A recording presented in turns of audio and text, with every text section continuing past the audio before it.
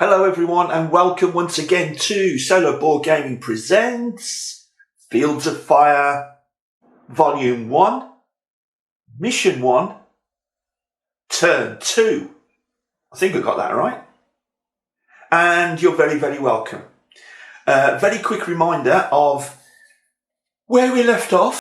We've moved into the first row of our map here, into the woods, the village, the orchard, and we've cleared this first row area of potential contacts.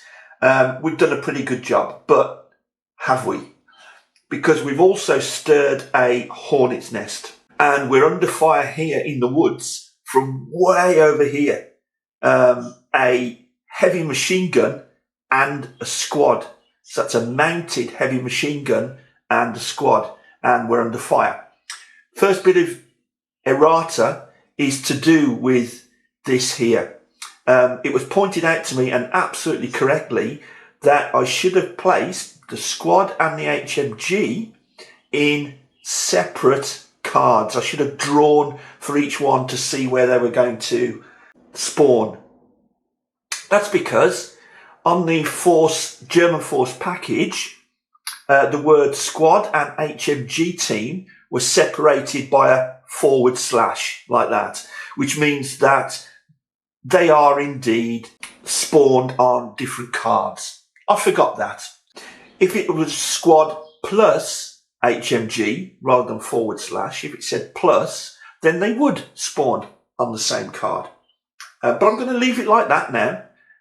Because it hasn't done any harm. And again, this is one of the cases where I'm saying just plough on, just keep playing, get the core mechanics right, because the core mechanics, the core concepts of this game are what's important, and that's how the designer wants us to play. There are many edge cases, many fine-tuning, little bits of fine detail that can either be ignored by a house rule. I mean, there's absolutely no problem with that at all. Or honestly, if you make that little error, fine, then you get it right next time. So that's that. The other one is that because they're firing through this card here, and because it's a mounted heavy machine gun in the sustained fire roll, in other words, and it puts a heck of a beaten zone down around here.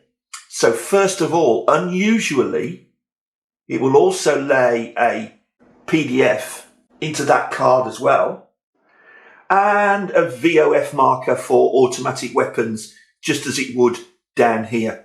So that goes in there, and that's because in the sustained fire roll on a tripod, grazing fire goes through all of the cards in its direction of fire, and we are therefore taking off the potential A contact marker. So if you like, that has been cleared of enemy units, because they wouldn't be firing through there anyway if there were enemy units in the way.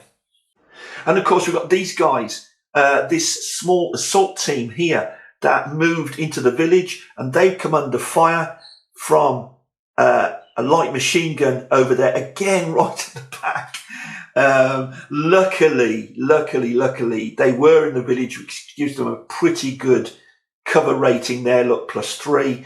But also, we are stymied a bit because they're only carrying automatic weapons with a range of P, which is point blank, so they can only fire within the card.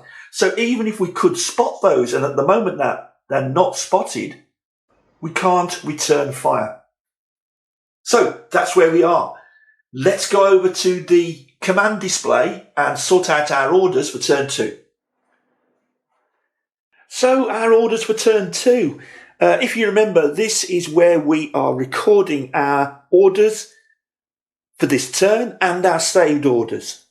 So we had 2 platoon and the company staff, the first sergeant and XO, both saved 1 command. 1 platoon and 3 platoon saved 2 commands each. And the CO, we used all of his orders. So, first of all, let's just see if there's any battalion higher command orders. Oh, there is! HQ. That symbol there, the radio, So let's see what that gives us. We need to look on a D10, see what we have. We've rolled a D10 and we have a 6. There it is along the bottom there. So we go to the scenario book. We look at friendly hire HQ events. We rolled a 6. Company on the flank is ahead. So that could be Alpha or Charlie. You must move forward this turn to close the gap. Whoa, okay. So we're slightly out of sync with the rest of the battalion.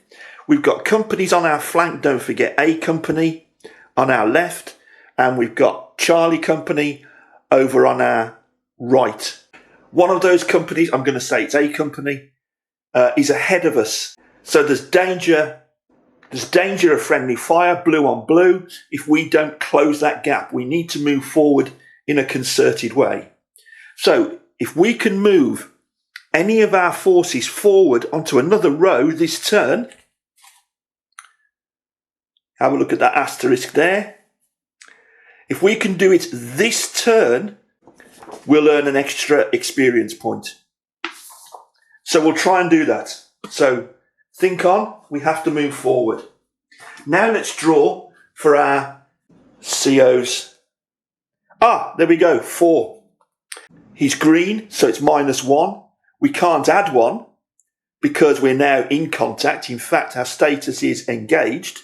So it's 3. He has 3 commands. There he is, just like last time.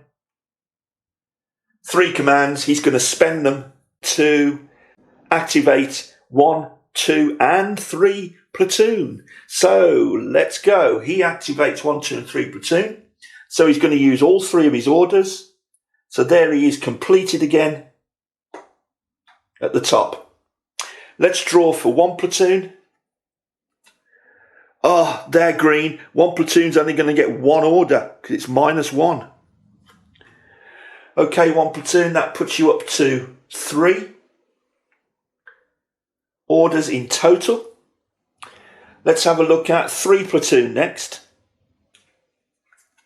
3 platoon, so they've got 3 -1, so they have 2 orders.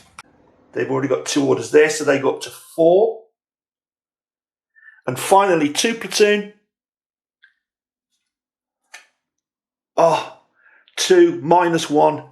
They're only going to get 1 order. This could be a tough turn for us, guys. So they're now on 2 orders. Okay, I don't think we need to come back here now for the rest of this turn. So let's go back to the battlefield. Okay, so 1 platoon. And 1 platoon's over here. I know you can't fully see the card because I've gone just a little bit closer in to these cards here. So, I desperately want to move more troops into the village here. It's a fairly well protected area. And yet it's almost madness because we know we're under LMG fire from way over there, but we don't know exactly where it is. We've not yet spotted that unit. And yet I need to move something up there so that when the unit is spotted, we can at least open fire. And to add insult to injury, despite being on that card for a full turn, we didn't have enough initiative commands last turn, so we haven't even been able to find any cover in this card. And normally what I would do, I would wait to find cover before I move anyone else up. But I'm going to move up the remainder of the first squad and the LMG team. Okay, so that's what we'll do. Now that has used 2 of my orders. So I'll just record that on the command display. And once again, 1 platoon lieutenant is saving 1 order. So let's go 2 platoon. Now 2 platoon only has 2 orders anyway. 2 platoon are here. Now 2 platoon are going to spend their 2 commands, both of their commands, not saving any that is, to move the entire remainder of the platoon and attachments into the orchard under cover. So there they are. There's the original unit. There's the platoon that's used 2 commands to move the entire platoon forward. They're exposed for this turn. These are, he isn't. And they're all under that cover there. I've just moved it off just so we can see what's happening. And we know that they are all under that cover in the orchard. So 3 platoon has 4 commands to include the saved commands from last turn. A lesson here, if you don't mind, just bear with me. There's a small arms unit in the woods here, and they're pinned and they're under fire. There is no point moving yet more small arms units into here, because that will not increase the volume of fire going down range over here, because the volume of fire would still be the same small arms fire. So it's a single VOF of 0 for small arms fire downrange. No matter how many small arms units you put in there, VOFs do not stack. So an early lesson is don't keep reinforcing them. Instead, we're needing to find another solution. So we're using 2 of our 4 commands to move the remainder of the platoon with the bazooka team into the woods over here. The woods here have been cleared, we know that. And now these guys who have just moved, the platoon is exposed. But we've got 2 commands left. With one of the commands, we're going to move this assault team forward. Okay, you did a good job of clearing this card, guys. And I'm now moving you forward into the next card, because I want to complete that order from battalion. Move forward, close the gap. So he's moving forward into this hedgerow card here. This assault team.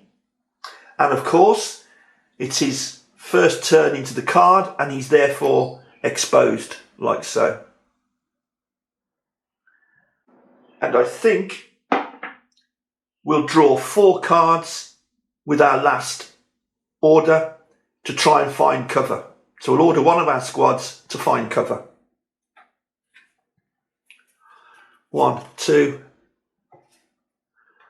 3, 4 cards. We're looking for the word cover. Contact. Cover! Yes, yes, yes. That's cool. Happy with that. So we've found cover. And there we go. A cover marker goes on them like so. Excellent. Let's just tidy it up a little bit. So there we are, a little bit tidied up, and he used all 4 of his commands.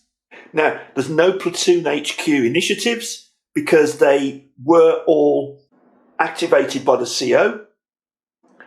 First Sergeant and XO each get 1 command each. So they both go up to 2 commands because they had 1 save from last time. The XO is going to save the command, but the company sergeant is going to use the command, in fact 2 of them, his 2 commands, and he's now going to move forward into the woods with the mortar team. And of course, they're also exposed. What I'm going to do is just say they're all exposed on there and they're all under that cover. They're all utilising that cover. But I'm just not going to build a stack like the Leaning Tower of Pisa. So I know that they're all exposed. Now let's draw for general initiative and hope for something decent, please. Oh, okay. And general initiative isn't modified at all. General initiative is 3. So 3 of our units can now, by using their initiative, carry out some kind of command. So, first initiative, I want this guy here to try and spot that unit there. Okay? We all know that fire's coming from over here somewhere because we felt it downrange in the village. But he's now going to try and spot this unit here. So we get our little aid memoirs like so. I do like these things. Spotting attempts. First of all, the recipient is green. No, he's line. So there's no minuses there. He's not on a higher elevation. The target is undercover. Well, yeah, so that's -1. He's not a sniper or a forward observer. No. He's not on the same card as the spotter. He's not exposed. Target's card has 3 or more. No. It has no VOFs on it. So there were no modifiers then. So he can try to spot this unit here using the base card draw of 2. So we draw 2 cards. And what we're going to look for is, remember that? Oh, here we go. We're going to look for that symbol there. See the crosshairs, the target crosshairs? We're going to look for that. And we can draw 2 cards. It's not a lot, is it? But we can draw 2 cards. 1 card. 2 cards. Please. Nothing.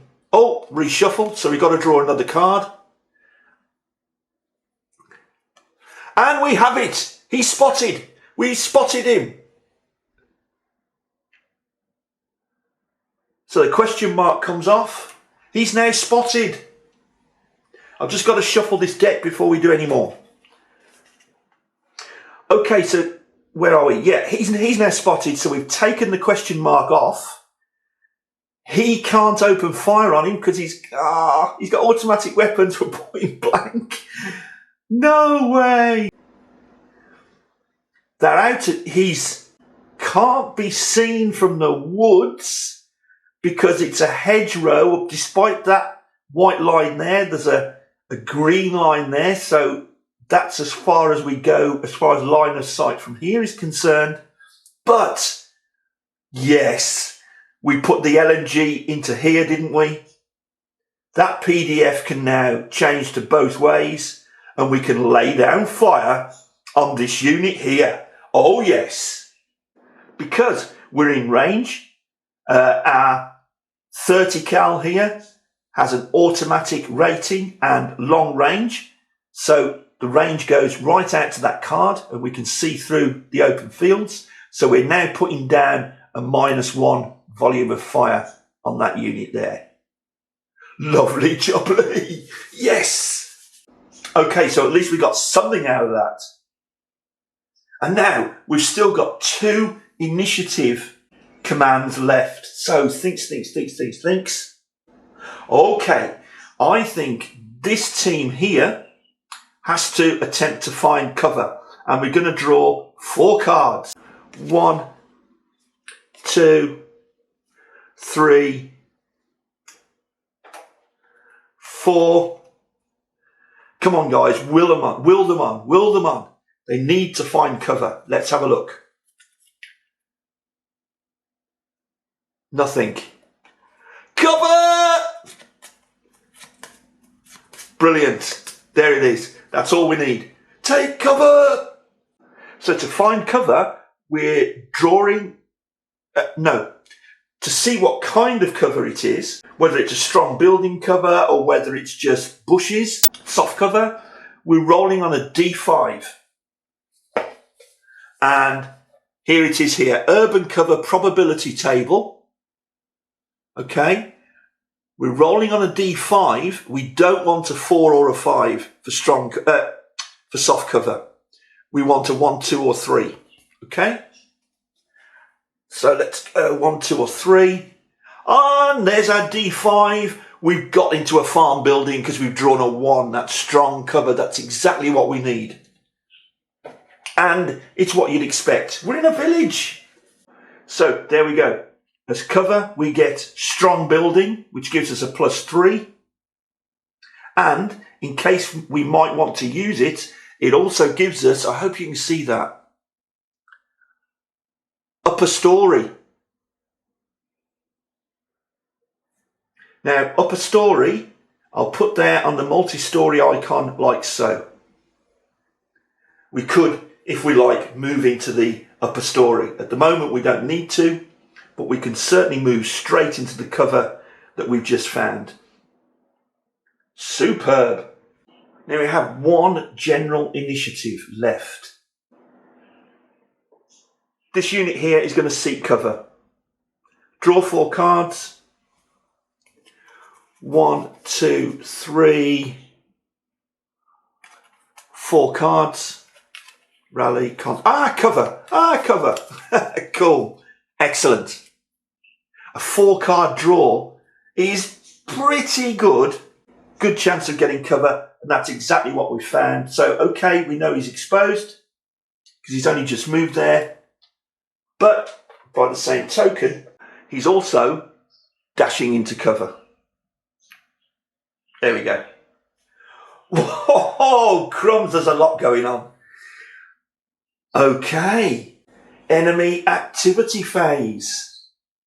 Enemy higher HQ event. Now, there are enemy units on the board, so they might have an enemy higher headquarters event. Let's have a look. We're looking for that radio icon. And no, there isn't one. It isn't there, look. Good. Enemy activity. Check every enemy unit on the map for activity. So, yes, the units may stay put, because that's what they were there for, and continue firing at us, or they may do something different. So what's the chances of that? First of all, we've got the 2 cards. So we'll call that card 1 and that card 2. We'll roll on a D2.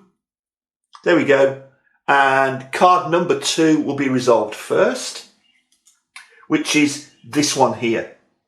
Now we have the HMG team. So let's do him first. And in fact, they're pinned. So this is the table we're looking on. LAT or pinned activity check hierarchy. Okay. None of them have a leader with them. So we're checking on this table here. So we start pinned, not undercover. No. Pinned undercover on a US card. No. Pinned, not undercover. Pinned undercover. So that's their first one. So possibly those are the actions. Pinned undercover. Okay. So we can draw on a D4 because these are chances out of 4. So let's roll a D4, see what we get, and we're getting a 3. This is so exciting. You just don't know how these guys are going to react because they're now being fired on. Oh, no, they're not. No, not. Oh, yes, they are. Of course they are. They're under small arms fire. So, oh dear. Okay. Pinned undercover, we rolled a 3. A 3 or a 4, look. Gives us an auto rally. So those guys there are going to rally. So we're going to take the pin status off. Okay, that was the HMG team. We're going to draw for the other team, which is the small arms team. Again, it was on a D4 and we have a 4. And it's fall back. See? Oh no, where I was, sorry. Pinned undercover, yeah. 4 of 4 is fall back. Wow. So the squad, there they are, is going to fall back 1 card. We're going to draw a card off our terrain deck. Of course they are. How clever is that? They're withdrawing into a farm. So our map has grown. There's the farm. Drawn at random from the top of the terrain deck. Here goes our German squad. They're withdrawing into the farm. Now, we can't, when eventually we get there, enter that card because, look, it's beyond our limit of advance or limit of exploitation. But we can fire into that card if we get close enough, and they can certainly fire out of the card if they get close enough. So that's how I handle that kind of situation anyway. Each one was drawn Separately, we had the HMG team that rallied. Wow. But the other guys fell back. Why? Had they had enough? Don't think so. Is it part of a greater plan? Are they building for a counter-attack? I don't know. And I hope that's not the case. So now we've got to take a look at this one, which was the LMG team. They're not pinned. And we come all the way down here to look at it. We would draw on a D2, but it's either no action or grenade attack or concentrate fire. So we're drawing on a D2. Wow. And a D2, they draw a 2. What are they going to do? What are they going to do? Grenade attack. 2. They're going to concentrate fire. So to attempt to concentrate fire, that is to be ordered to no more spraying, guys. Aim. Take aim shots. Choose your target. Concentrate fire. Is it going to work? They're going to draw 2 cards. 1, 2. And we're looking again for that same icon as before for spotting. You know, the round target, the reticles. And they haven't got it. So they haven't managed to concentrate fire. If they had done, just in case we don't see it again this turn, I'll just show you the concentrate fire marker. And now this is cumulative to the other VOF on the card. That would have given them another -1 to their fire. So if you can concentrate fire, it's worth doing. But they didn't manage it. So the next thing is potential contacts. And we know that card's cleared because of the fire coming through it. We can just try this one here. Potential contacts A. Now these are deadly, or potentially deadly anyway. So let's see. Our status at the moment, the status of the battlefield is engaged. So back to our handy little aid here. It's an A. Engaged is 5 cards. Oh dear. We're almost certain to get a contact. 1, 2, 3, 4, 5. Please no. Cover. Rally. Oh, contact. Contact. Wait out. Okay, so I've just zoomed in an incy-wincy bit, and so contact A. We are drawing on a D10. So we're rolling a D10 to see what we're up against. And what do we have? We have an 8. There's our D10. We've rolled an 8. Let's look on the force packages.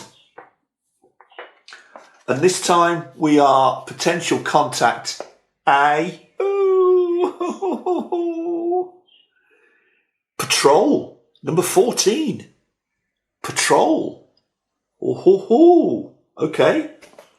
I can't remember how that one works.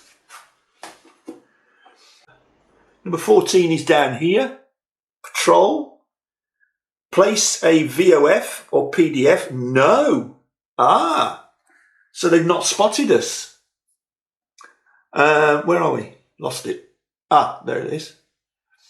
Are they spotted? Yes. At max LOS. It's a squad and an exposed marker.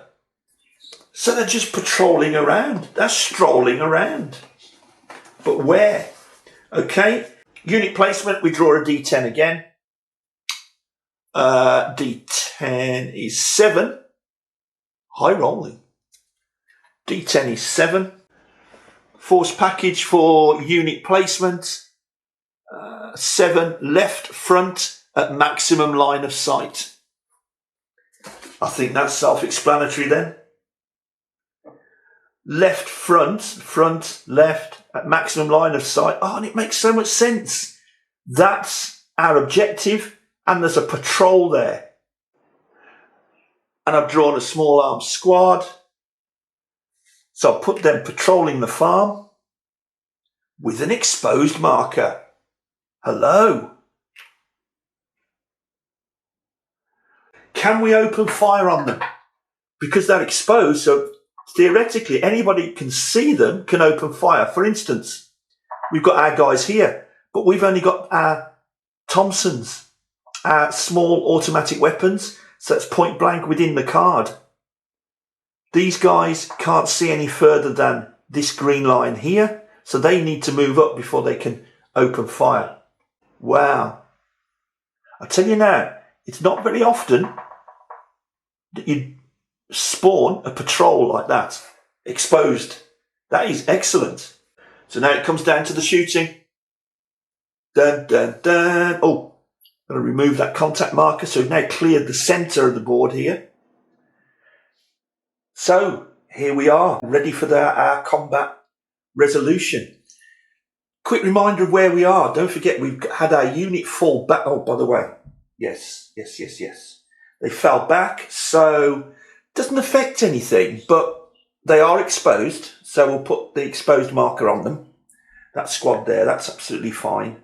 Basically, by the way, when they fall back, they're falling back, hopefully to where they cannot be fired at by any US unit, and even better, out of line of sight of the US unit. So theoretically it could have been here or here, but first choice is obviously here because we chose good cover and it's directly back and out of any line of sight anyway.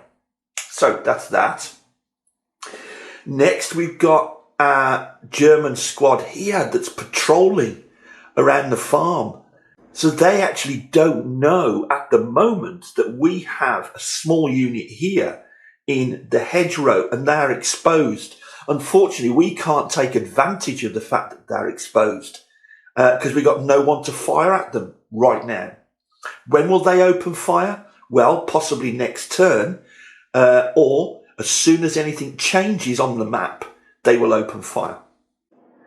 Then, of course, we have our LMG team that's in the hedgerows over there, look, and they're firing through the open fields into the village, not very effectively, but they are firing and keeping our heads down. But we're now under cover in the village, and it's strong cover, and returning that fire.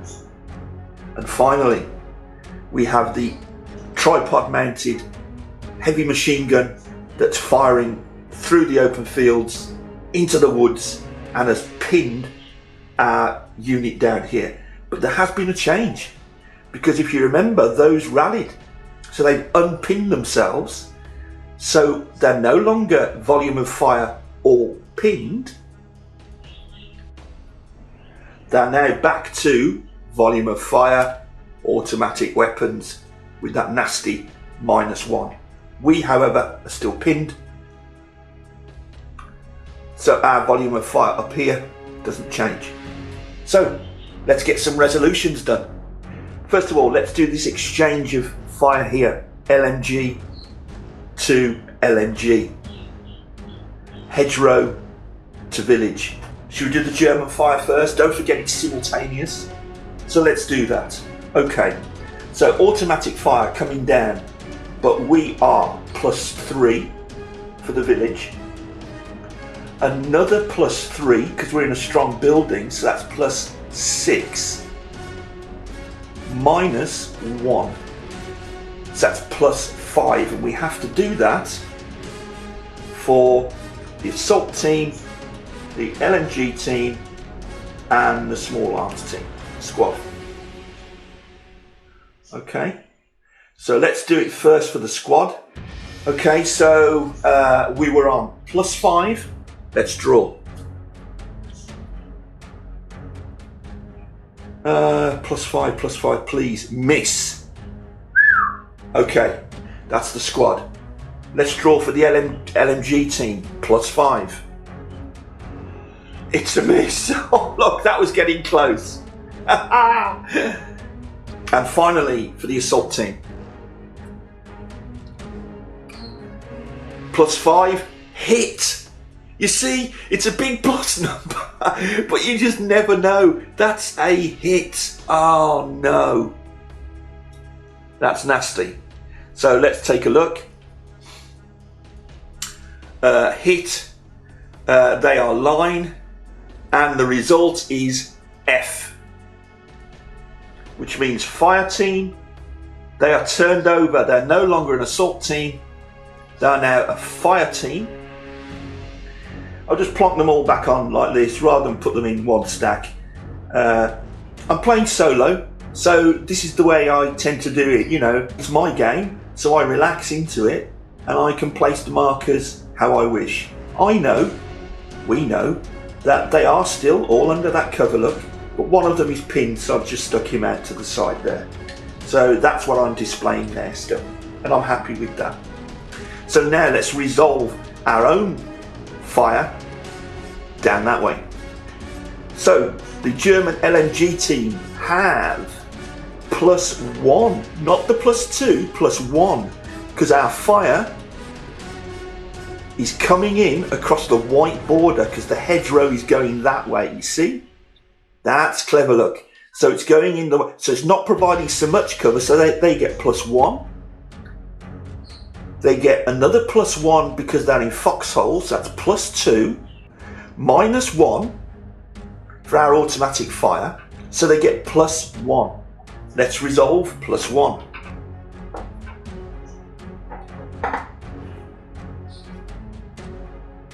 +1 is a pin. We'll take it, we'll take it. +1 is a pin. So they're pinned. Their fire down here for next turn will become all pinned, less effective, like so. Good, good, good. We're winning that firefight. If only we could get closer and apply more fire and get some crossfire in on him. Because despite that, and despite the fact that luckily he's not hitting us too hard here, we're still not moving him, and that's not good. Okay, big firefight coming down here. Again, let's do the German side first with their HMG. They unpinned themselves. Isn't that great? They rallied during their phase. So this is so dynamic, the way it's changing all the while. So they've now got firing into the edge of the woods here. We're pinned. We have +2 and 1 for being pinned because we're still swallowing the dirt. So that's +3, -1 for their automatic weapons fire. Keep your fingers crossed, guys. So that's what? +2. Dun dun dun. And it's a miss, and it's a miss, and it's a miss, miss, miss, miss, miss. Yes. Okay. Miss.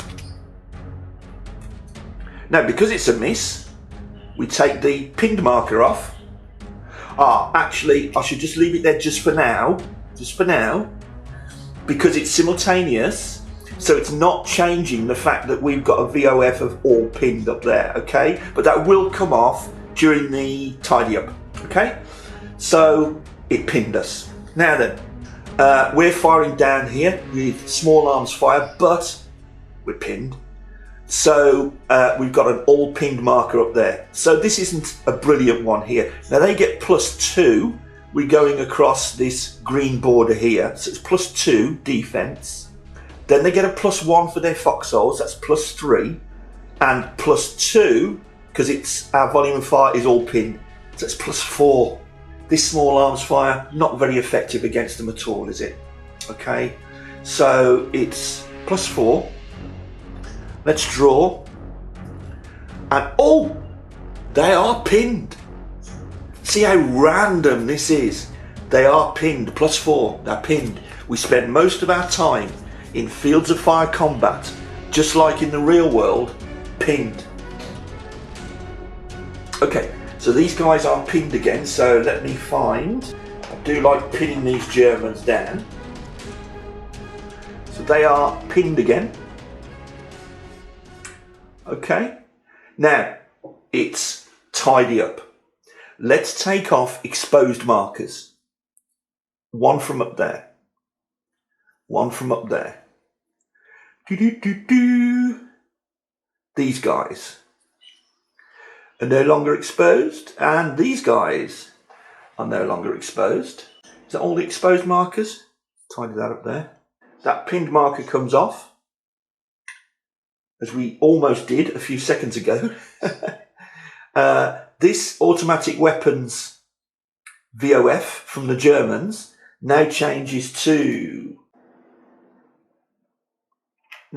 all pinned. Because we unpinned, our volume of fire down here now changes back to 0 for small arms, plus 0. And that's it. That they might be holding us back, but we're holding them down as well. They're not developing as they would like either. Next turn, I've got to move forward to get some fire onto this squad here. I'm sure that will cause that squad to notice us and to open fire. At the same time, we've got to get more effective fire on these German units here from another direction. Don't forget, when the Germans first open fire, they're probably going to keep us pinned because they will always maintain fire onto the unit that triggered them. And as we found out in this video, there's no point just moving the same kind of unit with the same kind of fire into a card. We have to outflank, cause a crossfire, or move a heavier weapon in like we did here. And that's why we're now putting automatic fire down on that hedgerow. That's turn 2, over and done with. As well as the experience points we are gaining from clearing these cards, we've earned an extra experience point because we carried out the wishes of the battalion CO to push forward and try and close the gap with Alpha Company over on our left flank. And that's what we've done. We've closed the gap slightly. So hopefully we are now back in line with them for our advance towards our objective. And again, it goes without saying, I've absolutely loved doing this. I hope you've enjoyed it too. I hope you're finding it as exciting as I am. And I hope the rules aren't too complex and that you're following them reasonably well. If you're not, that'll be my fault for talking gibberish most of the time.